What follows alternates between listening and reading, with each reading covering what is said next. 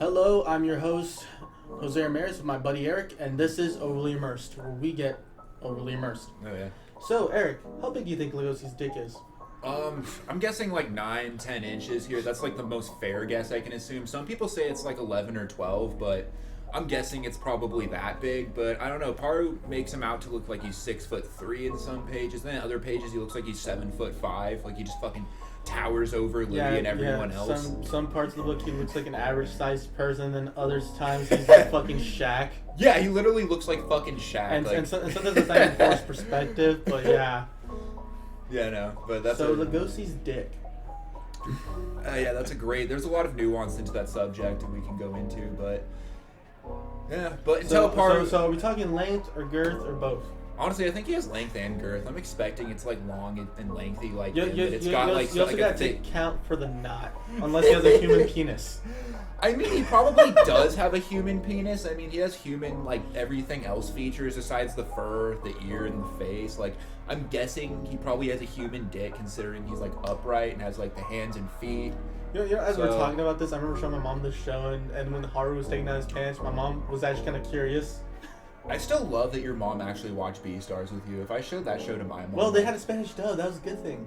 That's good they have a Spanish dub, but I mean, like, even then, like, my mom... No, I mean, of course, I'm fucking white as fuck, but, like, she would watch that and be like, what the fuck are you watching, Eric? And, like, question my whole... my whole sexuality and everything else. Well, again, I would show my mom the interesting stuff first, then I take her to the niche shit afterwards. Because the first thing I showed her, because she likes the whole devil and Satan, like, good versus evil mythos, or, like, demons and shit like that. She loves horror films, so I showed her Castlevania first. Oh, shit.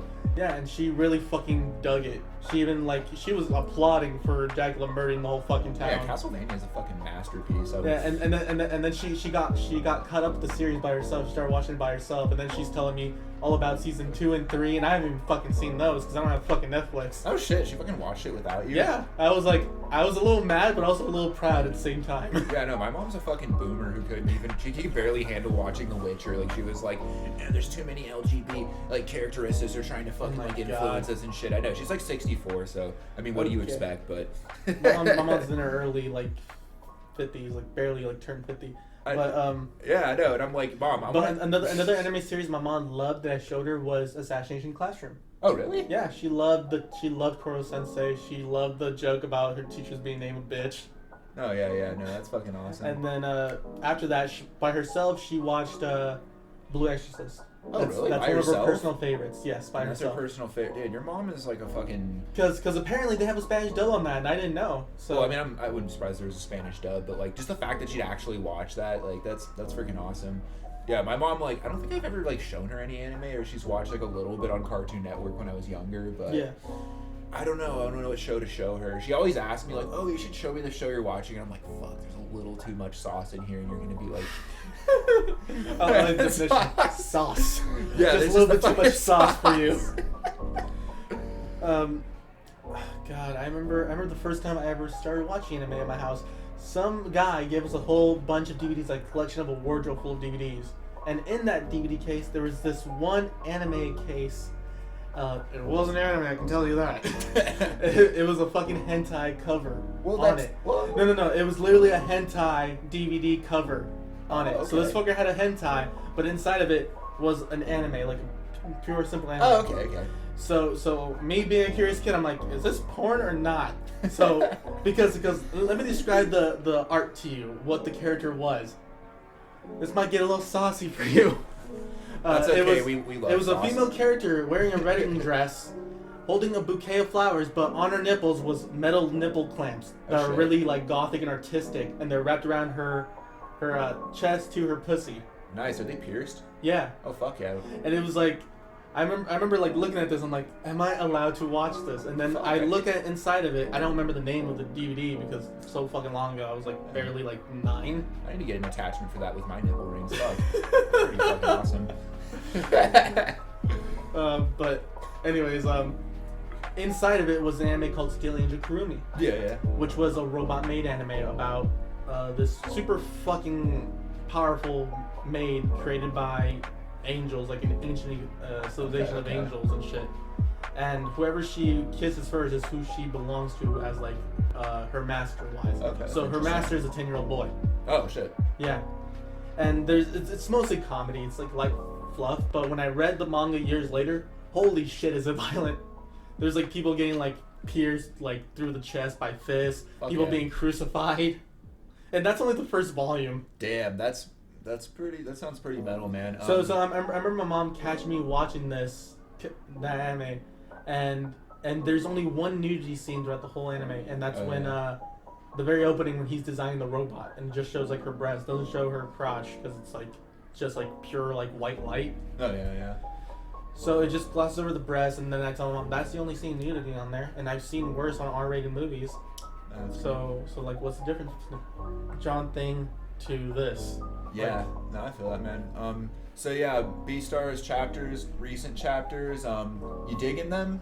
I'm digging them. They finally got updated in the app I'm using, so. Oh, that's awesome, man. Yeah, I'm digging them too. But these new chapters have probably gotten more flack than any other chapters they've had in the past. It's been more philosophical with the way they're interpreting religion and I love that part. The species and how they deal with their own personal. No, they're doing a really good job of that in the recent chapters. Everyone is just complaining about the fight scenes and saying it's just becoming too ridiculous, and like especially with like these last two chapters beforehand and this one currently. Well, you gotta remember that when BEASTARS started, there wasn't a ton of fighting. Definitely until we got to the second arc. Yeah, or technically the third arc if you count. Technically, if you're counting the there's such lions, tiny little mini arcs. But the second like real arc. Yeah, dude, I fucking remember when BEASTARS came out and I was so excited. I was hoping that they'll get to Yakuza arc early on. I didn't want them to stop. That's like my favorite arc. Now, the Murder Solution arc is literally my favorite. That's what made me love BEASTARS because I first watched the anime, and then after I watched the anime, I was like, okay, I love this. I give this like a fucking 9 out of 10, and then I'm like, I'm gonna start reading the manga because I want to know what happens, and then I'm like, okay, this is some next level shit right here. Like, I was not expecting this to happen. Okay, the way I got into BEASTARS is that on my YouTube recommendations, I got the intro to the show. And I'm like, oh shit, this is interesting. It's stop motion animation. Haven't seen that in a while. This is an anime? Okay, let me look up if there's a manga before I watch it. And then I read through all they had on there. Oh yeah, no, that's... And I was even telling my girlfriend, like, oh shit, I really love Lugosi. He's really an introvert that's really like coming into his own as a character as the series progresses. Because again, he's just like an outsider staring into this world that everyone is giving him flack because of what he looks like. That's true, yeah. And I'm like, I can kind of relate to that. I can definitely relate to that. Not just because we're like the same size, but like, well, yeah, a little bit of that too, because he's like 6'2", hunched over, probably 6'4". I'm 6'6" if people didn't already know that. But like how they treat Lugosi, that's how everyone treats me in real life. Mostly like in high school growing up, everyone either was scared of me, wanted to fight me to make themselves look better than me, or wanted to fuck me. Like one of those three. Okay, not the last one, because I was a little bit like not caring, but I mean, yes, I fucking agree. I fucking agree with the first two. That when I was in high school, I was always being bullied, and then when I showed that I was tough, that I can take down people, everyone wanted to fucking fight me after school at the park. They're like, me and my friends want to fight you. We'll like all like make a ring around you and like blah blah and all that shit. And I kind of like wish I never fought to begin with, because then it just becomes like a giant like, who's next on the chopping block. Oh shit, yeah, I kind of had that moment too. Like early high school, I didn't really take shit from people, because that's when I started getting the most like amount of bullying and shit for no reason then. And like I always stood up to people, yelled at people. I got in a few fights. I actually haven't been in a fight since like junior year. I just stopped doing that completely and just kind of went off more on my own. But my name became so synonymous with fighting that the way my girlfriend knew about me is because of fucking Peter telling her that back in the day, Jose, like he may wear long sleeve shirts, but he's fucking jacked. Damn. He's fucking ripped. He's gotten into plenty of fights. Like his name was known around the school, and I'm like, where was this legend? Because I was just chilling in the fucking library. I could never see that. I mean, I could see that just being a rumor, because I literally, I can never see you ever doing anything like that. But Yeah, because I try to distance myself from that image a lot, because that's not who I am. I'm not a fucking fighter. I'll defend myself when it comes to it. yeah, I feel like I got kind of forced into being like that a little bit, but as I got older, I grew out of it, because that just wasn't me. But again, like comparing like my life to like Lugosi, I can see myself how it much relates to me and how I can really visualize his character and how his like outlook on life is like changing. Yeah, for me, physically, I can relate to him a lot in the discrimination that he's faced, but like I'd say mentally, I'm more like Louis. You're a blend of both. Yeah, I'm like a very 50-50. For me, I agree on some of Louis' ideals, but the way he goes about it early on just seems really like counterintuitive. Yeah, kind of, because he's still young. And he still hates predators to a certain point. Yeah, he does, because he's still young, and even though he acts like he's much older than he really is, you still have to keep in mind that he's like only 18. He's 19 now, but like he's still very, very young. And when I was 18 and 19 years old, like we were shitheads. I was way more of a fucking shithead than him, to be honest. Like my mindset was like probably 50 times worse than his. Like he much better, much more well-rounded than I was back then. That's really saying something, but. Yeah, no, I've improved. That was like 6 years ago. I'm 25 now, so. Same here. But going back to the height thing, I had something happen to me at work yesterday, really? Where they were just talking about heights, and one of my friends who's a cashier with me, and I gotta mention his name. He asked me how tall I was, and I told him 5'9". Yeah. Almost 6 foot, and he looks at me and is like, you just shattered my confidence as a man, and I'm like, and I just start laughing like, why? Yeah, why? Because he's apparently the tallest in his family, and he's shorter than me. Damn. I mean, that's nothing to be ashamed of. I'm tall too in my family. Like, I am the tallest person. I have a picture that if I post it on I've seen your family. I've met your family before. Yeah, they're you are all the fucking short. short. Yeah, you are the tallest person in your family. Oh, that's like I'm the literal Lugosi of my family. Just like that's another issue. them. Is like, why do people care that much? Like, it's really yourself reflecting your insecurities onto others. Like, who cares if you're short or you're tall? It's more how you act. That's how other people are going to interpret it. And yeah, there's going to be some dickheads that are going to judge you for it, but there's going to be dickheads that will judge you for everything. Yeah, and I guess that's how like how relatable Lugosi is, that we're really relaying our own personal experiences to Lugosi because we can relate to the situation that he has been in. Oh yeah, definitely. From the ostracization from everyone else because he's very different. Yeah, definitely. That he doesn't fit in because of his species. Oh, I didn't fucking fit in, but I was in high school. Like all the shit that I did and how I looked and dressed. Fuck no. I've dealt with a lot of bullying that dealt with race, so I know how that's like. Oh yeah. Yeah, no. Back in high school, I just more got discriminated against because I was the only person who got. I got picked on by the light-skinned Mexicans for being dark. Oh damn! Even by the other Mexicans. Yes, by the other Mexicans because they were like pale in comparison to me. Light-skinned motherfuckers. Yeah, those light-skinned. I didn't say shit. Yeah, no, I mostly just got. But they would tell me as a kid to go back to Mexico. These What? other Mexicans. What the fuck? And I'm like, and I'm staring at them like, I was born here. I was about to say, back when, like, where I grew up, like, it was, like, 50-50 white and 50-50 Mexican and maybe, like, 2-3% black and Asian. And it was pretty well mixed. I mean, it was pretty segregated, too. Like, all the people who were Hispanic hung out here and all the people who were white hung out there. And there was a huge race barrier. And it was pretty fucked up. All the weird kids that were, like, just hanging out, which I was a part of, only played kickball in elementary. What? Yeah, we all just played kickball because we enjoyed it, and all the Mexicans played soccer, and then they started liking the Raiders later on in their like elementary school, and then all playing football along with all the other kids. What's funny is my uncle was actually on the Raiders. Oh, that's interesting. He's not. It's funny. His name was Ben, and I forgot his last name. He's married to my aunt. He's not actually blood related to me. Surprisingly, everyone would think he is, but he's not. Is how fucking huge he is, but yeah, and he passed away a couple of years back, but he played on the Raiders back in the late 70s. Yeah, I was gonna say like the trends started with the sporting things in school. Like there were the kids that played soccer, the kids that played football, or the kids that played basketball. Oh, yeah, and then there were us that played kickball because we found that more entertaining than half the assholes that played sports because they acted like they were professional players. I played ball wall. I was big into ball wall and tetherball. Ball ball, yeah, that shit was always the best. That was the best game. I just love trying to outrun the ball before it hits you. I know, right? And those kids always tried to fucking cheat. They just like tap it and just barely would hit the line. You'd have to fucking sprint to get the ball and just hit it. Yeah. I fucking I hated that shit. God. Yeah, but With BEASTARS, where do you think of the direction of where it's going right now with not just the fighting and with Melon and everything? I would say when they first introduced Melon, I didn't know where the story was going to go because they never introduced the half-breed. Until then, you didn't realize Lugosi was a half-breed. Well, I kind of figured that out in the Murder Solution arc when a little hints were dropped, but never really fully. And then when I first met his grandpa, I was like, wait, what? Yeah, no, I was like, wait, he has a family going drag. Okay, I can see it in the eyes. But yeah, definitely in the eyes.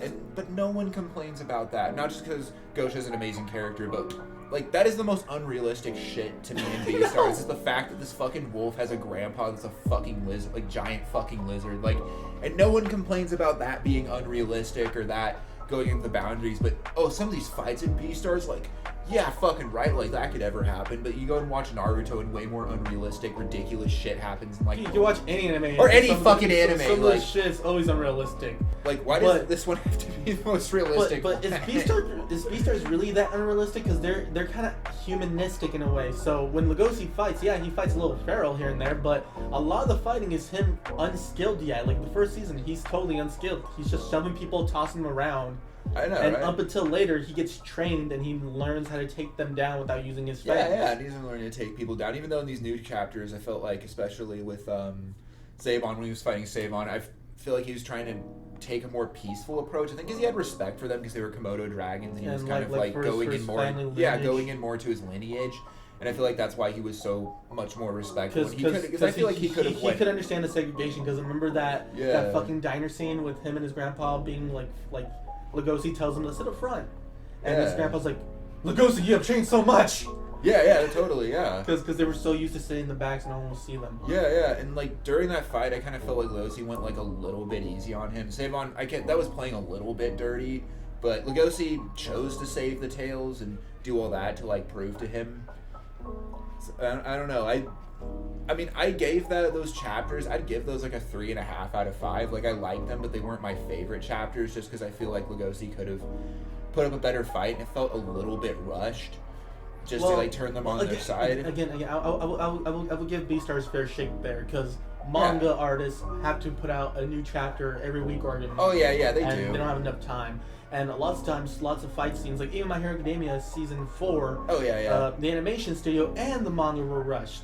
Oh, yeah, I remember complaining specifically kind of during the overhaul fall that it felt rushed. It was really like sketchy, here and go, touch and go. Yeah. I remember that specifically.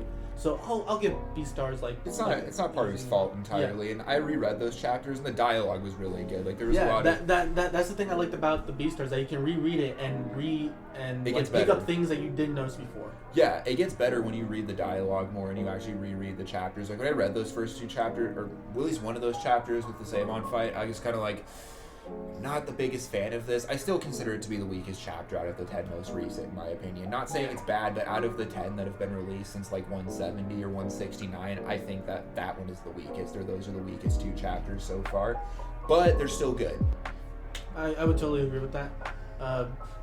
When it comes to manga, for me, whenever I read a series, like I read some of the generic shit. Sometimes I read a lot of isekais because I enjoy them. You can talk all your shit about isekais all you want in the comments. I don't give a fuck. I enjoy them. Currently, I'm reading The Time I Got Reincarnated as a Slime. Oh yeah. And I enjoy that one because it's like silly and stupid and fun. I still need to watch that. You said I really enjoy that. You'll enjoy it because it's very funny. It's just very funny. It's a lot of humor in it that I think you'll like.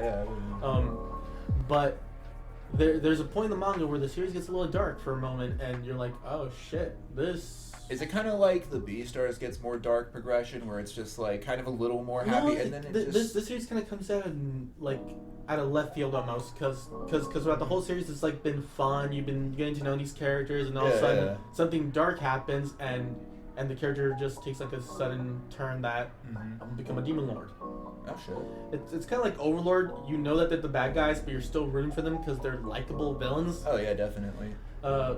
But it's basically that mentality. You fuck with my family, I'll fucking kill you. Okay, I can respect that. So yeah, like when it comes to reading mangas, a lot of times like it's always the dialogue that gets me into it. Yeah, it's always like the comedy behind it or anything. Like I remember how everyone was so hyped on Demon Slayer, Oh yeah. Because of that one controversial chapter / episode in the anime where it's like that whole rape thing. There's way more fucked up things in the book. Hell, the anime, definitely. the manga is series, so the much manga better. series for Gate was way more fucked up than the actual anime. Definitely.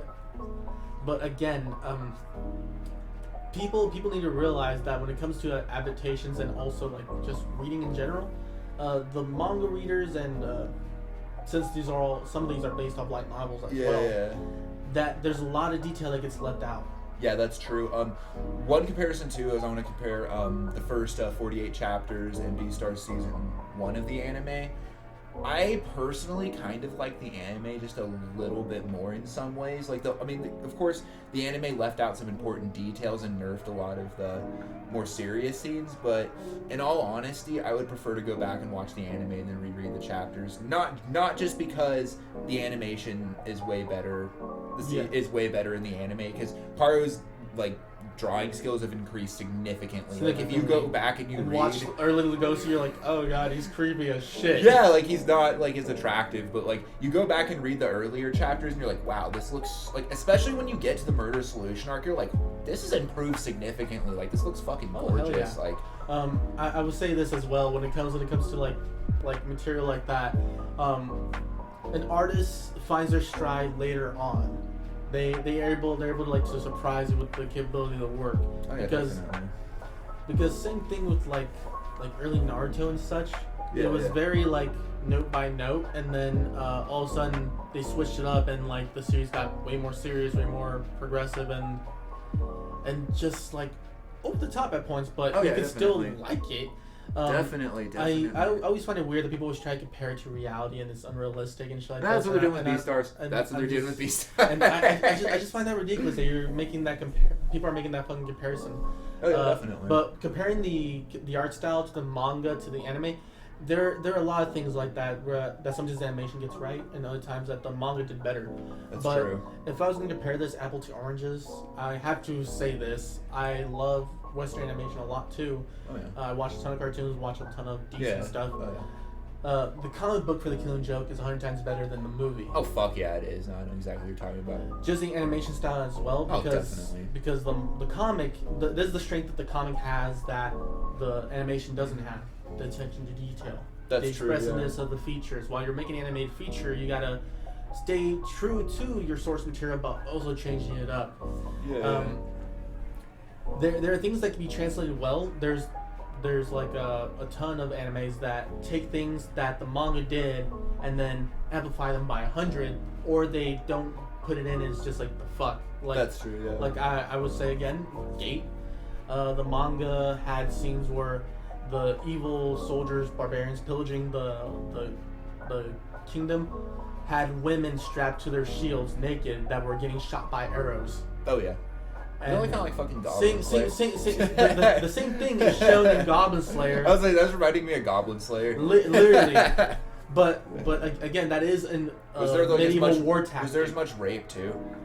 Not that as Goblin Slayer. Goblin Slayer has a lot of. It has a lot of fucking rape, even more than Berserk or something. But especially if you read the manga. But I couldn't get as interested as Goblin Slayer. I dropped the manga after a while because it just got boring to me. I could see that. Yeah. I haven't picked it back up in a while. I read the year 1. Oh yeah. The whole prequel to the series, and I found that a little bit enjoyable, but also kind of why do we need this? We know that he's a badass. We know why he does certain things. Yeah, but also there's one thing I've been noticed about the divide between manga readers, the more slice of lifers and the more action oriented, serious shit kind of fans, and that's one of the huge things with BEASTARS right now, because BEASTARS is a combination of all three of those things, and there's people that hate the new chapters because there's not as much slice of life as there was in the previous ones, or certain arcs that aren't as slice of life and are. I think it still combines both of them really well. And in the Melon arc, there's some chapters, maybe some as included probably some of their weakest chapters in the series, but at the same time it has some of their strongest chapters too, and even some of their best slice of life stories. You fucking defend this. You fucking defend this chapter, and I fucking hate it. The fucking chicken chapter. I hate that slice of life bit. I fucking hate it. Oh, you I mean was like the fucking eggs? Yeah, the fucking eggs. eggs. I fucking hated that too, and everyone else is gonna be like, I love that and shit. Maybe it's just because I'm a fucking... No. Okay, no. My mom defended that. My mom defended Your that. mom defended it? Yeah, she fucking enjoyed it. That was fucking hilarious. I don't want to give like, my reasoning behind it because everyone's gonna be like, oh, Eric, well, you're just this fucking biased vegan. You don't like that they're consuming any type of animal products or anything. So like, no matter what, no matter, okay, I did that too, but no matter what I say, everyone's gonna think I'm fucking biased because I didn't personally like it. But that was early on in the chapter. But you know what was the best slice of life chapter in the fucking Melon arc, in the love failure arc, is when Pina, Bill, and Aboa raised that little baby bird. Oh yeah. That was the fucking best slice of life side story ever, and that's in the fucking Melon arc. And if people need to remember, all you fucking slice of lifers, that one of the best side stories is in that arc. I would agree with that. Yes. One of the best fucking side stories. And also, when this does, I actually did a video about it previously, that I think once the love failure arc ends, that we should just get one more slice of life with everyone in the drama club and everyone else just seeing how their life turns out and just what happens, maybe with like relationships, you know, just other things. And I think we deserve that personally. If like Bar just wants to end it, whatever. There's also a theory that she might Shippuden it, just end it, and then like a few years later just bring back everyone in like their fucking 20s. Are they gonna have kids? That's what I wonder. Oh god, and if they have kids, ooh, that's actually pretty cringe. But yeah, because you've seen a bunch of fan art of like, what if Haru and Lugosi's kid looked like this? Oh my gosh. But it's possible. I really hope they don't. But I kind of don't want it. I kind of curious to an extent, but not like super like curious enough. I don't want another bar, so that's what I don't want. No, another. I don't want a bar. But I don't want another burrito. Okay. Another burrito. But that's true. When it comes to BEASTARS, what I would like to see from the future chapters and the future arc, if they ever do another one, is probably just tap some of the loose ends that they have in the series, like just. Oh yeah, cut off the loose ends definitely. Yeah, because they still have the horse B-Star character, and he hasn't been shown to do anything yet. Yeah, they still have to show more of his character development. I feel like they're gonna make him. They're already starting to make him a little more likable. Like everyone fucking hates him. He's the most hated character in the series. Really? I kind of liked him for especially the first time you see him. He's like a zebra, and then he takes off the I like the zebra disguise, to reveal himself to the abusers of the cows. No, he is the most hated character in the entire series. Like any place, really? go on Reddit. I would have thought Bill was the most hated by far. Bill's actually one of the most loved. I fucking love Bill. He's like the most lovable asshole of all time. Like you hate him at first. Okay, yeah, I would agree with that. He becomes he's a lovable asshole. So fucking likable. Same with Pina. He's a lovable asshole. Yeah, I like. Okay, Pina. I say Pina and Yafia are probably the most hated. Pina not as much as Yafia, but like. Pina becomes more lovable towards the end, and even in like he became comic relief during the whole arc. Yeah, I thought I want to see more of him. I thought he was hilarious, but like, no, Yafia he's hands down the most hated character. To me, when I first started reading the second arc, he felt like a cheap replacement for Louis. He is there is a lot of resemblance with him and Louis. Only I think he's more intense than Louis. He's a lot more fucking cold than Louis is. That's for sure.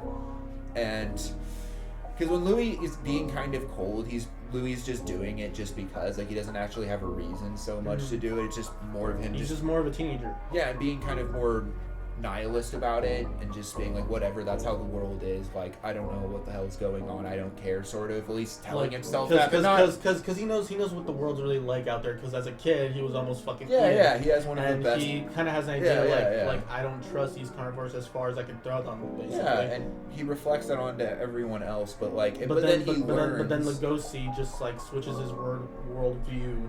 Oh yeah, definitely. There's even times where we're in the search arc. That Louis thought that Lugosi was eating meat. I remember that. I actually and how fucking heartbroken. I went over that in my Louis Solution arc video. Yeah, and I mentioned that part of the comic, and like it really hurt his feelings because Louis, like even when he's an asshole, you know he doesn't really mean it. Yafia, when he's an asshole, he doesn't give a fuck. Like it's just shown the Yafia just gives zero fucks, and is pretty self-centered. But I don't know. I think towards. Before the Savon fight with him and Gosha meeting up with each other, it's shown that he actually kind of feels bad for what he did to Lugosi and bringing him into this fight. Sort of like it's showing that he does have some remorse and he's not completely evil, but I don't know. I think that's what is going to maybe be more of his redeeming factors or his redeeming quality. I don't know. We'll see what happens. But in the time being, he is the most hated character. I think there's potential for him, but right now, like, he's on everyone's shit list. And Yeah. I can see why he kind of deserves it, but... Yeah, I can see it. God, if we're talking about slice of life moments, I would say one of my favorite slice of life moments is probably, God, I gotta think about it. Because there's so many that I really enjoy. Even just the Jack stuff, him hanging out with, like, his dog friends. I mean, yeah, that's another thing we need to talk about, Jack. Like, Louis totally replaced Jack now. Literally. Like, literally. I wonder if Jack, like, actually feels bad about that a little bit. Like, because he really Another thing, too, is, like, also with Lugosi and Haru's romance, they touched back up on that in the chapters recently, and I think they did a really good job of tying that up, because he spent so much time No, away from her. that's my first slice of life moment. The fucking meeting her parents and her family. That was my first slice of life moment. That was fucking and great. just the end where it's like, I'm dating your daughter, and then it's like, I like him. Yeah, no, I really like that. But what I think is, like, because a lot of people complain Lugosi hasn't been the best boyfriend, he's kind of been ignoring her the whole time, which at least he even admits to that. He admits to it, and that's why it's so great. But everyone's saying it's like he's been spending more time with Louis, which I'm surprised Haru hasn't commented on that and been like, what the hell? Like, my boyfriend's ignoring me and hanging out with the other dude that I love and used to fuck, and now they're hanging out and basically they have a bromance and they're kicking it every day. Like, I can imagine, like, how that would make you feel. I can just imagine someone going to comic of that right now. Oh, there's so much fan fiction. Oh, no, there is. Like, there's so much fan fiction and fan art of that. But Since we're talking about the relationships, now let's go on to why we hate shippers. Oh, the shipper. Oh, shit. Yeah. Okay, let's talk about our own ships, our own favorite ships in BEASTARS. Okay. We don't take this too seriously. We have our opinions. We like certain ships. They're good, but we don't fucking scream, get angry at people who disagree with us. If you agree and you disagree, that's totally fine. These are relationships that don't exist in real life. You don't have to take these to heart. Like, they're just fun little romances. Yeah. So take that with a fucking grain of salt, if you may, but... Okay, my personal favorite ship is probably Louis and Juno. Yeah, I made a whole fucking video about that. That's actually my most disliked video, by the way. But here it is, it's like me too, you fuckers. Exactly. No, the most disliked video I have is about their ship, and I explained. Well, I just really enjoy it because when she was first introduced, she was meant to be a foil to Haru. Yeah, she was. To get fans to like Juno a little bit, but everyone already liked Haru a lot. So when they had to use her for some material, I like that they used her to like be the foil to Louis as well. That she wants to be a B-star too, but in a different way. Yeah. Because she noticed how Louis hates them. I think it was set up real. Like, it was They really set smart up how so set it well up. that when they actually meet up later and they start having these feelings towards each other, it's really paid off. But you want to see more. You want to see where this is gonna go because Louis can't fucking get it up with another fucking deer. We noticed that. His fetish has developed that strongly. But I like how Louis just tries to hide his fucking fetish. Like, anytime he's around Juno, especially towards the end, he tries to act all cool, and then he's like all fucking nervous and shaky, and be like, I really want that fucking. I was just waiting for the fucking comedy pratfall of him trying to act cool and then just fails immediately. Oh yeah, I don't see him actually be the awkward one, but he can't hide that fucking craving for that wolf pussy. But like. No, literally, if you see him after the fucking kiss, he's like shaking. He's like, this interspecies romance. It can't be that. Like, like all. Just kidding. Yeah, no, but the reason why I love it the most is because fundamentally it fit in the best. Like, if you think of how it was developed, like Louis and Juno, they earned it. They actually talked to each other, got to know each other, and they ended up liking each other's personalities for who they are. And Juno's even admitted that she's not really attracted to him physically. She's into more like bigger masculine dudes like Lugosi. And Louis actually got her with his charisma. And they went on that little date thing during the Murder Solution arc, and I think that's what planted the seed to make her actually kind of like him. And then they kind of had a date, sort of went that dance. She got pissed at him because he wasn't going to change his ways. And then he was gone for so many months, and I think after that seed was planted, she started worrying more about him, and Louis was on Juno's mind more. And then when he finally came back to school and changed his ways and left the Shishigumi, I think that really like cemented his like. Yeah, that really turned her on and made her want to be with him and like prove something to her. And that's, I think, one of the reasons why I think it's such a great ship. The one thing I do like during the concept of these relationships is the concept of change. Yeah, no, that's because these characters change as they progress. Their relationships also change to reflect that. They do, yeah. The character development. I mean, Bill and Lugosi's relationship. Even Lugosi comments this in like the meat market little bit, where he's like, here we are acting as friends, well, before we were trying to kill each other, and then like when he meets Bill again after the time, he sees that Bill's worried about Louis. Yeah, that's true. I think with Bill, I've noticed he takes a liking towards people that he beefs with, or people that he's had previous the camaraderie after like a fight. Yeah, like he likes. I've noticed he's even friends with P.N.A now, and P.N.A and him did not get along. But I think he likes people that challenge him, or people that he feels challenged by, and I think that's like kind of a pride thing for him. Is like he likes having conflict with people and then like becoming friends with them sort of afterwards. Like I feel like he probably meets a lot of his friends like that. If Bill was gonna become an athlete and not a fucking actor, I would think he would be a rugby player, because that's basically what rugby is. You hate each other on the field, but after the game, you all go out for a fucking drink. He really is. To be honest, I think it's funny that he's like in the drama club, because he comes off as a total jock. Yeah. Like he really comes off as such a jock. But in BEASTARS is funny. It's not like cliques and clubs. It's more just social standing. Yeah, social standing. It's not quite how it is in our world, where it's like a certain person like the goths will hang out the goths, the metalheads will hang out the metalheads. There's sub groups with every group. In BEASTARS, you can be a nerd, but then there's the anime nerds, there's the American nerds like comics, there's this. In BEASTARS, there's none of that. It's all just divided by their fucking relationships. Well, I think it's so diversified because of how many different species there are, and it just adds so much diversity. And the whole point of the drama club is that they're supposed to represent the best of society. Yeah. That both carnivores and herbivores can work together to put on a show. Yeah, definitely. And it's not like... And you gotta think ahead. You gotta also think ahead. Like, you gotta think of this point, because I think you might like this point. When Tem was killed, the mongoose wanted the role, but Louis knew that if he gave the role to the mongoose, people would suspect the mongoose as being the killer. That's true. Because he didn't get the role the first time. So that's why he puts him on the stagehand, so no one would like think that he would be the fucking killer. Oh yeah, definitely. And every action that Louis does for the play and performance of Adler is for the benefit of society. Mm-hmm. He even takes over when they start fighting.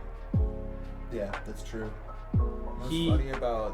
What's funny about the Adler play? Especially when people show up with the cameras, like, was this all planned? And he has to like fake it off and be like, yes, it was all planned. Yeah, you know what's really funny about the Adler play is a lot of people don't know this, that Adler's actually a doctor who coined the term inferiority complex and the personality disorder, and a lot of people don't know that, but most of the play is about Louis and his inferiority complex, and a lot of people don't know about that. Okay, that's one of the points of the anime that got wrong for me. Is that there's a point in the manga where Lugosi talks to Jack about why he loves the play. Mm-hmm. And it's a really introspective look on how Lugosi sees the world at that moment. Yeah. And how Adler is necessary. Mm-hmm. There has to be an Adler. Yeah. And to me, when I read that, it just like shook me to my core. I'm like, Lugosi understands where his position in life is and where he stands socially with other creatures. That's true. The moment that he met Haru, that all changed for him because he wanted to get to know her. Yeah, that's true. Yeah. But yeah, top ship, Juno and Louis. Second is Lugosi and Haru. Okay. For me, I kind of ship Lugosi and Q. Oh, the other rabbit, yeah. That'll be my third ship, yeah. The only reason why I ship them is the same. One of the reasons why I ship Juno and Louis is because Lugosi needs a chick that's gonna put him in his fucking place. It needs a girl that's actually gonna call him out on his bullshit. I would say this to that. I really like that because that's what Juno does to Louis, and that's also why I ship Feneko and Haide too. That's completely unrelated, but like I think that's an amazing ship too. I was gonna say this. I understand that because there's always that ship where where the students learn from the master, and people want that student-master relationship to keep on going. Yeah, that's true. Like the one of the most returned ships on High School of the Dead was the sword girl with the main character. Yeah. That was one of the most like prolific ships because no one liked Rey at all. No, not at all. She was fucking annoying. Oh yeah. No one liked the pink-haired one, but everyone was so down with the sword girl. Oh yeah, definitely. God. When I think of all the ships that I like in certain series, it's always that kind of ship. One of my favorite series, Skull Rumble. Yeah. Has that ship. Haruma and Eri Sauchika. They're my two favorite characters. She's the rich girl who everyone thinks has everything she wants, but she's kind of depressed. She doesn't have like the best life. Well, like there's an episode in this. Like, sorry for deviating from the point here, but I need to tell you this. Oh no, definitely. This kind of explains why I like this sort of shit. Okay. She's going out to buy groceries. She Yeah. Doesn't have her driver. She just wants to go on her own. And she has a list, and she's been asking people at school, mostly boys, what do they like to eat. Yeah. A lot of them always say the same thing: meat and potatoes, or curry. Okay. A stew or a curry. And she's going shopping, and she hears this little girl talking about, we're gonna make Daddy a nice dinner, aren't we? And she like smiles at that and continues to shop. And she's even asking the people like, so how do you cook this and stuff and blah blah. It's a nice little moment right there. And then later on, when her dad shows up, he has to cancel their dinner because he just got called overseas. And she's like, oh, she plays it off like, that's fine, I was gonna hang out with my friends anyway, I totally forgot about our dinner. And then our main boy, Haruma, who is the Lugosi of the series, shows up with an umbrella behind her, and it starts to rain. Like, it starts to rain, and like her tears are hidden by the rain. You can tell she's fucking like hurt. He shows up behind her, and he's like, if you're going my way, I'll walk you. And she looks up at him, and like he covers her with the umbrella. And then they start walking, and then she asks him, so what do you like to eat? He's like, curry. Curry? Yeah. And that kind of cements the seed of their like relationship. And then later on, by the end of the series, they do get together. Like, I'm fucking happy. Oh yeah, that's really good. Yeah, I have to. Like, that's just one moment of the series. There's more moments throughout the series where there's even points where she gets jealous that I love. Oh, because wow. this whole show, like, you can rewrite the whole show and get rid of one character that's fucking pointless. Get rid of Tenma and Kurasuma, it makes no difference to the story or the arc.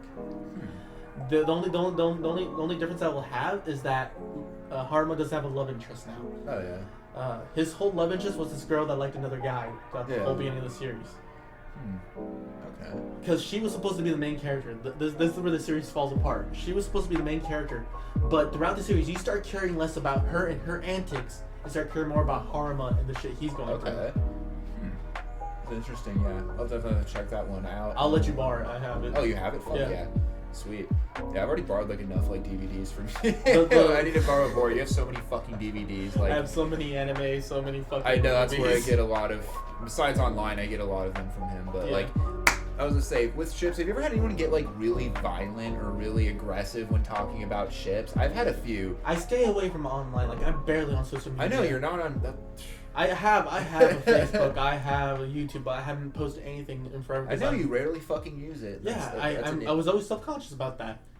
Because when my music and stuff, I'm always subconscious about that too. Because I'm always second guessing myself. Is this good? Does this sound good? Blah blah. But it's that fucking Louis complex. Yeah, I relate to that. Louis complex. No, I relate to that too. Like anytime I do something, I'm always afraid that someone's not gonna like me or think I'm weird. That's always the fear that you internalize.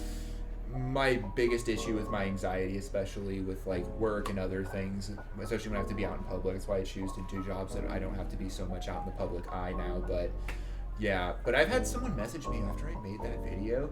I had someone DM me and tell me that like my opinion was shit, and that Louis and Juno are like the most forced couple ever, and that Haru and Lugosi is just so much better, and like went on this huge. I couldn't stop laughing reading it. Like, it's just some of the people that give me hate mail, or some of the people that try to argue with me when they say things that fucking stupid. Like, I just laugh and I just gave him heart, and I'm just like, well, we're all entitled to our own opinions. And the person just never messaged me back. I was gonna say, I've had moments on YouTube where I'm in the comment section, I see something really fucking stupid, and I want to comment so bad, but I restrain myself. I restrain myself. I'm just like this, like I want to have my hands around your throat. No, that's squeeze tightly.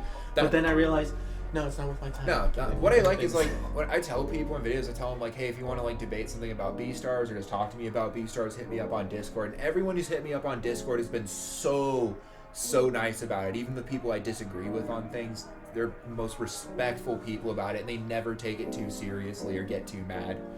And I think it's just awesome. Reddit, oh my god, Reddit though, as a place I do not. I still post shit on Reddit all the time, but that is like the most toxic place when it comes to shit. Like.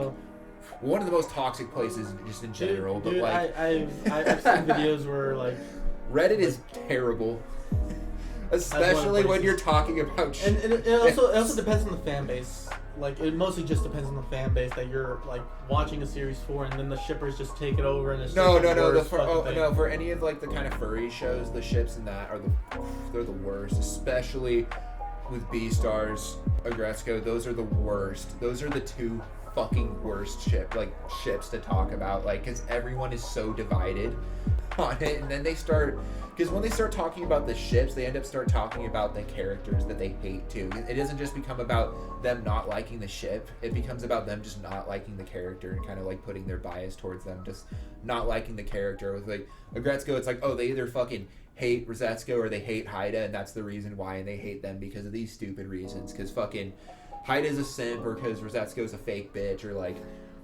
however they perceive it, and like it just goes on and on and on. I'm just like, just let the fucking story develop. Like, damn, that's another great show that has character development. When it came to School Rumble, I argued a lot about the ships on that. Oh yeah. Because there were some ships that were just like naturally made, that felt natural and felt great, and then other times you're like, you really wanted a character to be with someone because they had great chemistry or great development with each other.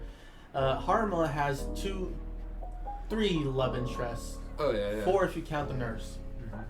But they all play different parts. Oh yeah.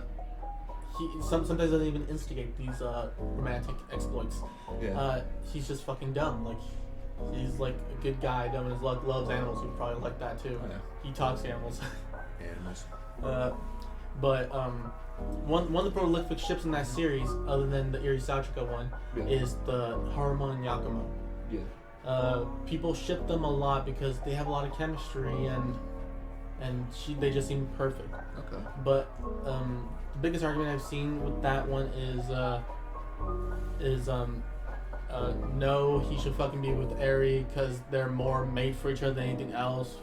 Fuck Yakumo at one point, but when I was watching the series full-heartedly, there was even moments while I was rewatching it thinking like, wow, this series could have gone a different way. Oh yeah, totally. With these characters, but by the third season only got 2 episodes. That's what sucks, and it's only in Japanese. That's the one thing I hate about School Rumble, that the manga series has a ton of chapters, like a ton of fucking material, yeah, totally. and the anime just like skipped over a ton of stuff that would have made the series fun, memorable, and great. Oh yeah. And just glossed over a lot of shit. And then we get to the 3rd season, it's like, this feels rushed. This feels like shoehorned in really quickly and unsatisfying. That's true. Oh yeah. So B.N.A. Okay, so we're done with the shift. Now I actually showed him B.N.A. I fucking for once I showed him an anime early. I actually saw a clip of B.N.A. before you told me about it. I saw the baseball clip, just that, and I'm like, the fuck is this? And then all of a sudden, is this a baseball anime? Because it was just like the scene of her swinging. That would have made me think. I would have been like, is this like a furry version of Kill la Kill? No. I just thought B&A stood for, because they didn't have the translation of what it stood for. I thought B&A stood for baseball and animals. Oh yeah. That's what I thought. Like, honestly, that's what I thought. Yeah. But after you show me the series, there's a lot of correlation you can make to this and BEASTARS, but it stands on its own 2 legs. It's really its own series that can stand on its own legs. And you don't have to even compare it to BEASTARS, but there's some similarities with the topics they cover, because they're very broad topics. A lot of anthropomorphized animal series, they all have that same kind of social issue, and it's almost unavoidable for them not to kind of relate that to society and like racism and other issues that we face. Like, it's so hard to not relate that. So Yeah. I can see why, and it's always a great topic to talk like for them to bring up too, because it's important. Because it doesn't just have to be like a race issue. It could be a classist issue. It could be. Oh yeah, it goes into all kinds. It goes of all types of territory. Oh yeah, definitely. What I liked about the series a lot, of course, Studio fucking Trigger. Oh yeah. Enough said. God, if I was on drugs while watching that, Jesus Christ, I'll be bumping music separately to watch the show. Like to me, the whole story, the whole aesthetic just appeals to me because I love that aesthetic that feels like the lo-fi vaporwave kind of shit. No, it's literally fucking candy for your eyes. It's literally cotton candy for your eyes, dude. It is like the most sweetest thing you can watch. The animation is just so mind-numbing and fluid and colorful. I'm just there are certain portions of the animation just hurt my eyes just because like Studio Trigger has that thing where like they animate something in a certain way and it just looks off to me. Like I would say this Kill la Kill had some great moments, but some of the fight scenes were really like jarring to watch because it's just like really like animated way too fast. Oh yeah, the fight like scenes, the jarring like jiggy animation that they do. That the fight scenes in B.N.A were fucking fantastic. They were fantastic. Much better than Kill la Kill in my opinion. Definitely. Much better. That's actually what I think I liked the most about B.N.A had to be the fight scenes, and I kind of wish they had a little bit more. That's one complaint I had. I mean, and they didn't go so over the top with the goofy stuff like they did in Kill la Kill. Kill la Kill was just like the fucking goofy stuff, the sauce. Oh yeah, B.N.A, there is no sauce in B.N.A really. No. Like not much, if any sauce. Not like fucking Kill la Kill, which was like just so much sauce, but like. Yeah, B.N.A, like, people watching that, I always anytime I recommend someone, like, a fucking anime or a show that's, like, furry appeal, they're like, Eric, there's not going to be any sauce in there, there's not going to be, like, any fucking sex. A lot of people I know won't fucking watch BEASTARS just because of the fucking sex. Like, my brother and other fucking people are like, I don't know about this shit, man. And I'm like, okay, at least watch B.N.A, because there's no... You fuckers probably watch Game of Thrones with a ton of fucking sexting and fisting and all that shit in there. And had no complaints over that. It's always hypocritical when I make the comparison. But fucking you can't watch two anthropomorphic animals who are played by voice actors having sex to forward a plot. Exactly. Even if it's tastefully done and there's no fucking tits or nipples or no fucking vagina. My mom fucking found the scene of Haru being lost in the forest and then the scene where she grabs his antlers. Beautifully done. That was fucking beautiful. Like, God and damn it. even the most tragic scene where it's shown her like sleeping with a bunch of other men, my mom thought that was like a beautifully done, tasteful scene. Yeah. And my mom's a stickler when it comes to sex scenes in anything. If it doesn't forward the plot or anything, she fucking hates it. I know, right? Like, people just need to stop being fucking pussies about it. Like, if your mom can handle it, then like my fucking brother can handle it. I'm calling you out right now, Scott. If you ever watch this, like, you need to stop being a pussy and just fucking watch it. Or read it, since you work at a fucking bookstore and you always, like, you mentioned that they have the mangas there, so yeah, stop being a fucking pussy, Scott. But yeah, no, B.N.A though, there's no sauce in that, so you can't fucking complain and be like, I don't know, like, there is no, especially for a studio trigger, there is no sauce in that is to be found. Yeah, think about it, there's none whatsoever. No, I mean, there's tons of fucking sauce about people drawing like Michiru and Megumi. Like, there's a lot of fucking sauce of them on the internet, but I mean, that's true of like any show. But yeah, if they exist, the internet would ruin it. Yeah. So in B.N.A, who's your favorite character? God, I would say the Tanuki. Tanuki? Yeah, she's just my favorite because of her like character arc in this show. Yeah, she's and just her capabilities. Because the moment I realized she's in Tanuki, I kind of knew that she was gonna have a power to like shapeshift and shit. Because that's kind of funny. She's that really good, yeah. Because we really think about the plot, the botched blood transfusions that turned them into the animal. Oh yeah. Disease. It's kind of ironic that both characters got turned into animals that are known throughout their lore and history to be shapeshifters. A kitsune fox, Japanese lore, always known to be shapeshifting, changing forms to hide itself or trick others. Oh yeah. And a tanuki can turn itself into a multitude of things because of all like the imagery in Japanese culture, including like the whole taking a piece of leaf and turning it into like anything. Oh yeah, definitely. Yeah. So I found that interesting and I was like, okay, I see where they're going with this. Yeah, for me, it'd have to be Shiro. Shiro, that is my all-time favorite character in the show.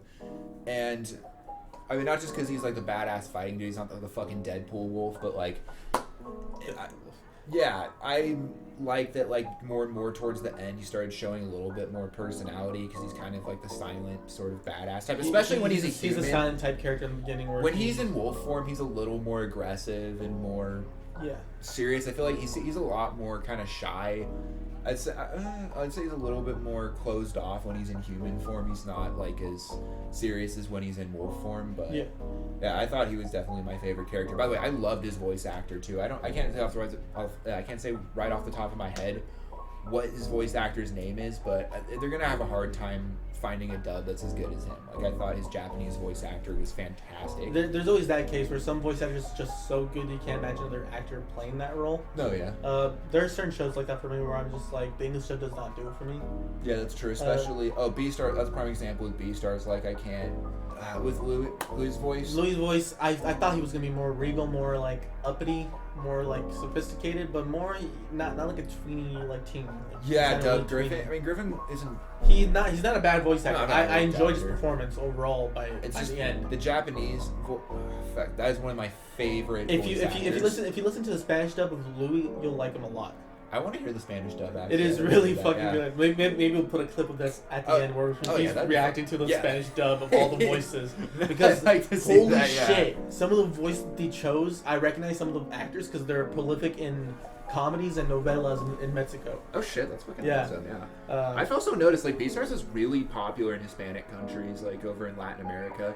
Dude, fucking anime in general is popular in Latin countries. Yeah, no, but especially like because I go on all kinds of other animes, but BEASTARS especially, like half the people I meet online or anything, they're all from like Latin America. Or those people who try to add me are all fucking Dragon Ball Z was like the fucking go-to thing in Mexico. Like I would see toys in Mexico, bootleg toys of Dragon Ball Z and shit. When I was in Mexico, I saw a few anime things there too, but like. Yeah, especially for that fan base in general, and even on the B.N.A page, like it's all fucking Spanish. Like there's almost, and then I'm like, does anyone here speak English? Like, they're like, oh, I do. Like there's like one or two, but all like the Facebook group pages and all the B.N.A pages are all Spanish. Dude, that's like. I don't know. Maybe it's like it's like more of a furry thing going down there now. I don't know. I don't fucking know. I haven't been down there in a while. Yeah, no, because because someone was all telling me they were like, oh yeah, that furry thing, that's like some white people shit. I'm like, dude, no, like. Fuck no! Like, go on Instagram. Go. I would make the joke that white people take it too far and ruin it. Then they probably, yeah, of course. Well, they do that. Well, we fucking do that shit with everything. But like, but no, online when I was like going more into like the furry culture and like talking to people, like a vast majority of them are Hispanic. Like a very very good vast majority. I was gonna say, I remember going to Comic-Con in the area, and I told my friend, hey, take a picture with the Charizard furry. Like it was like a good guy in like a legitimate badass costume, and my friend was like, no, like the look in their eyes just creeped them out, and I'm like, fuck it, I'll go. So I later took a picture with like a ton of furries and just like was like, what's up? Hell yeah. Because I don't care. They're fucking awesome. If I'm going to take a picture of a cosplayer, I want to be next to the cosplayer. I don't want to just take a picture of them. And yeah, definitely. Like, because I want to remember the moment and be like, oh yeah, this was cool. This was cool. Yeah, I would say that I'm a weeb who's furry adjacent to an extent, especially because I do have a really good Legosi cosplay going on right now. I actually put the tail on, and okay, funny enough, like when I posted a picture. Okay, yeah, I have to let everyone know this story. Okay, I had this picture of me. It was on my Instagram story. I put on the Legosi tail and like turned around and was like, oh yeah, check out part 1 of my cosplay. A girl messaged me and was like, do you fuck in that tail? Like, do you just like fuck girls wearing that tail? And I was just like, I got this tail a couple days ago, but I'm like, that's not a bad idea. But and while me and Allie were just ripping on you, and then I just said, it was like, you should have fucking said, I don't know. You want to break it in? I want to break it in. I don't even know who the fuck this person was, too. I didn't even know what they funny. Like, they looked like. It just randomly messaged me that, and I'm like, but no, I'll rock that shit. I actually like I'm trying to find a good pair of ears for Legosi, but yeah, I'll just wear that shit. I wear my fucking Mystic cosplay, my cosplay's out, and I actually kind of like the furry cosplays. I wouldn't get like, I'm not into like the suits, but like I like the ears, the teeth, the tails. Fuck yeah, I rock that shit. I kind of like when people be creative with the cosplay and just don't buy like a helmet and actually like try to do like the whole makeup or like that's more of what I'm into. Like one of the cosplays I want to do was a Beast Boy cosplay from a figure I saw. Where he has like he has a wolf head but the rest of his body is like human. I respect it. But he's wearing like a hoodie and shorts and sneakers. Oh yeah, definitely. That was like a figure. I was like, I want to cosplay that, but I want to do like an actual like looking almost animalistic look to it. Yeah. But yeah, no, after I got that, I talked to her a little bit about that, and like I've got a bunch of people who just message me and be like, "Are you like a furry now?" And I'm like, yeah, and I respond, I say, define to me what a furry is. That's always my response. And I was gonna say, yeah, he's definitely a furry. I mean, you can be I am a furry. I have a friend who's a furry. He works at a Bad Dragon. I mean, it depends on how you define yourself as a furry, because it could just mostly be about the fandom, because I'm really big into anthropomorphized animal series. I was gonna say, and I mean, this thing is between being a furry and having a fur fetish. I wouldn't say that I have a fur fetish, but I do like the costumes. I like doing the cosplay, not like the full suit things or anything. That's not really my thing, but I love everyone that does that. But I like the fandom. I like the drawings. I like the art, even though I suck at drawing myself. I respect all of that. I think it's really cool, and by definition, that makes me furry adjacent, so I can say that. Yeah. And I'm also a huge fucking weeb too, and that can be mixed in. But yeah, when I say furry though, people automatically assume, oh, you jack off to fucking anthropomorphic animal porn, and that is not what it means or anything, and I certainly do not, despite what some of you guys might think. But I was say I have a friend, I'm not gonna mention his name. He's a furry, like, but he's like chill. Yeah. He's very chill. He's very mellow. You wouldn't think of him as a furry if you saw him. Oh, yeah. But he started working at the company Bad Dragon. Yeah. The one that produces those not dildos and all that shit. Oh shit. Okay. Yeah. Bad Dragon. And I remember that Team 4-Star Scott did a review of BEASTARS. And I saw in his review, he yeah. got sent a bunch of merch from Bad Dragon. So I talked to my friend about that. I'm like, did you guys really send him that stuff? And he's like, yeah, we're all just huge fans of Team 4-Star. That's fucking awesome. And we decided to send him some of our shit. That's fucking awesome. As like a giant thank you. And I was like, that's fucking sick. That's fucking amazing. I love that so much. Yeah. Now back to B.N.A. I gave that show like a 9 out of 10. That was my final review for it. For this year, out of the anime I like, I put it in my top 5. Definitely, I think it's everyone's top 5. Even all my friends I've showed B.N.A, they're like, yeah, this show's sick. I would say it's number 2 on my list. Oh yeah, definitely. Because Shield Hero's number 1 for me. Oh yeah, Shield Hero. Yeah, I know. You still need to watch that. Okay, so now this is the big, huge topic.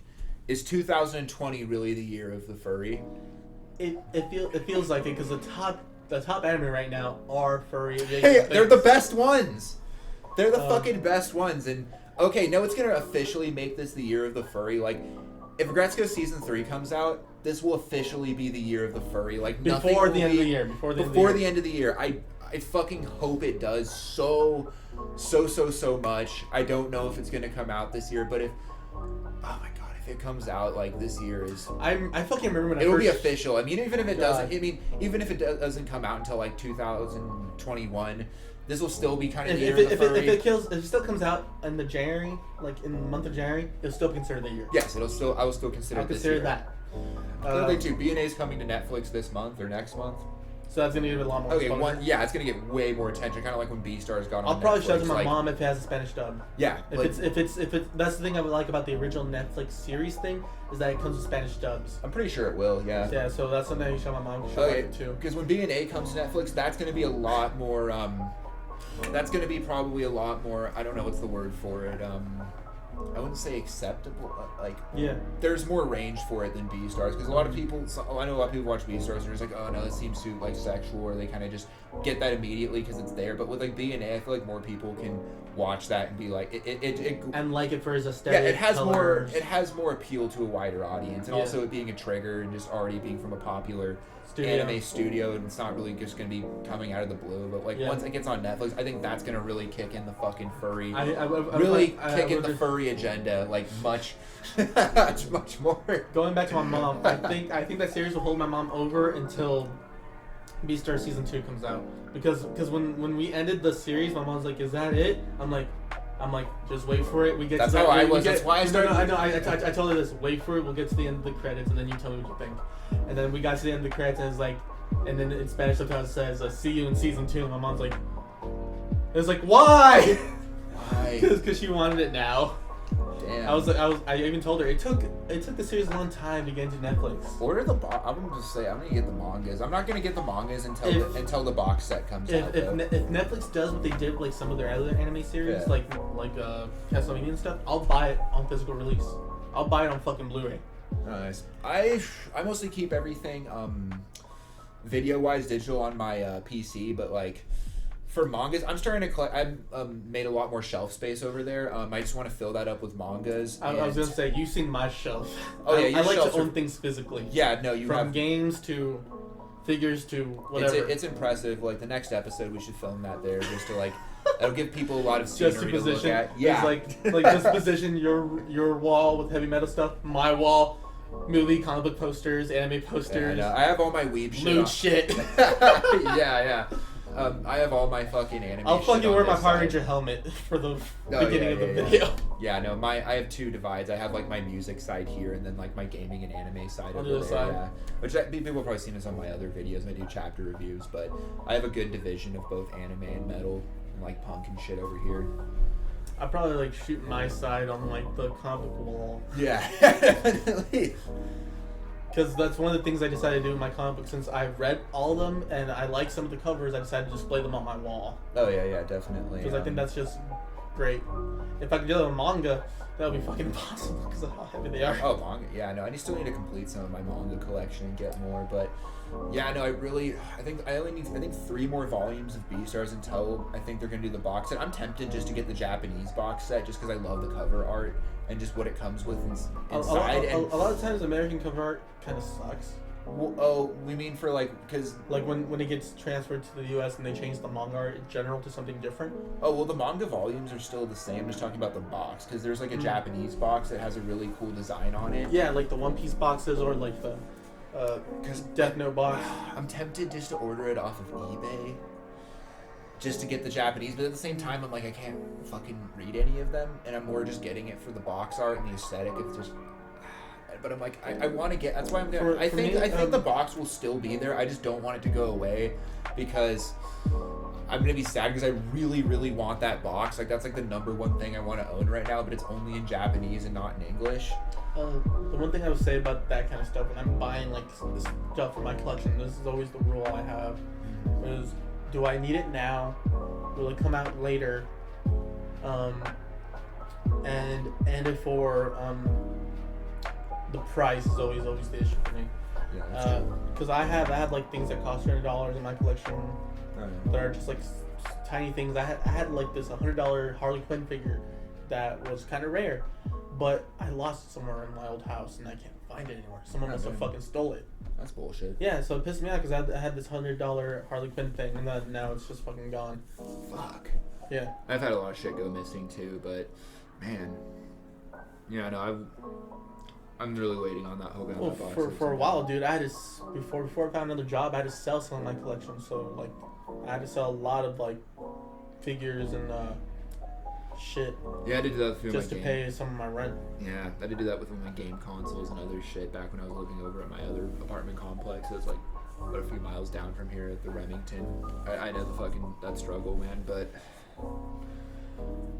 yeah. But I was gonna say though. So 2020, not just like year of the furry. I really think that when B.N.A comes to Netflix, and then no, if B.N.A if like because Rescue Season 3 was supposed to be released around the same time that B.N.A is, or if they just drop that randomly during the summer, I think everyone's gonna become a furry. I think it's gonna hit. That reminds me of something my buddy. I'm not gonna say his name either. He wants to shoot a documentary, going to a furry convention, being like an undercover guy, kind of like a British narrator, going like, and here we see the furries in natural habitat. Natural habitat. I told him I'll be down to be the cameraman, because I think that would be hilarious to watch him fail at this. Oh my fucking. Because he thinks all furries are like sexual deviants or some shit, and he just wants to see that world. Well, some are, but then again, are. There's some in almost people in every community that just get like into that sauce. It's just a different type of sauce. You like your belly roast, don't you? Oh yeah. This dog, he's been so like just fantastic throughout this whole podcast. He's just been chilling and just getting low. That's what he does though. He just lays here and then He likes his walks, likes his attention. But yeah, this is Louis. You guys haven't met Louis before. And this is before you watched BEASTARS. You named him Louis. Yeah, his name was Louis before I started watching BEASTARS. Short for Lucifer. Short for Lucifer. Actually, no. Well, No, I'm kidding. yeah. That's my joke. Yeah, it's a joke. I mean, Ain't you there red would fit Lucifer? with me, you'd think, but Yeah, I know. it's actually off of King Louis, which is actually even more relevant to Louis from BEASTARS, because that's who he's based off of. That's like. So much. So, anyways, this has been the Overly Immersed podcast. Thank you for watching and listening.